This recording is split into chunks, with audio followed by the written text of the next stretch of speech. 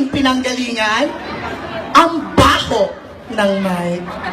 Ladies and gentlemen, ang hindi pumalakpak, masusunugan ng bahay. I firmly believe on the saying, distinguished Palabra adjudicators, that it is not how big, how elegant, and how extravagant the costume is. Rather, in every beauty pageant, it's how you give life and justice to the costume you're wearing tonight.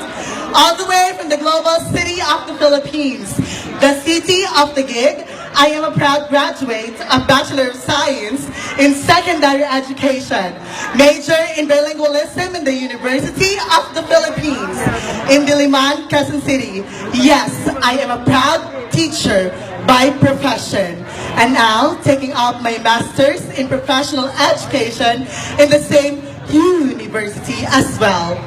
Minsan nyo na pong napanood, pinalakpakan at hiniyawan sa naging isang pageant for alternatives, and Super Serena, Queen of Festivals ng Itbulaga, featured in Jessica Soho in Mama's Gay episode, and the crown bearer of Miss I Dare You in ABS-CBN Channel 2. At minsan nyo na pong pinalakpakan sa naging isang Jack and Poy ng Itbulaga, at sa Balitang Pang-Umaga ang unang hirit.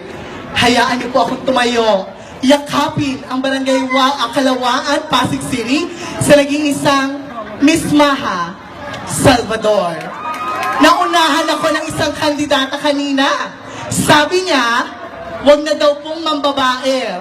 Dahil pag nang babae mga lalaki, aba, gagastos daw. Sa akin, with Chels, wala nang mangyayaring pag-unat ng paa, pagpikit ng mga mata. Dahil kung ika'y bakla, dapat ready ka. Paggising na lalaki, aba, may PhilHealth na siya, may SSS na, may pag-ibig ka pa. Hindi lang natatapos doon. Kung sa kanya, pipikit ang mga mata, iuunat ang mga paa, paggising daw may 2.5 na. Sa akin, wala nang 2.525. Sa'yo na ang aking bank account, may house and lot ka na, may mini resort ka pa. Palakpakan! Ngayon, sabihin niyo sa akin kung sino ang mas mayaman, si candidate number 1 o si candidate number 13. Alalahanin, hindi mabubuo si candidate number 13 kung wala si candidate number 1. Isang masigabong palakpakan at happy fiesta! Thank you!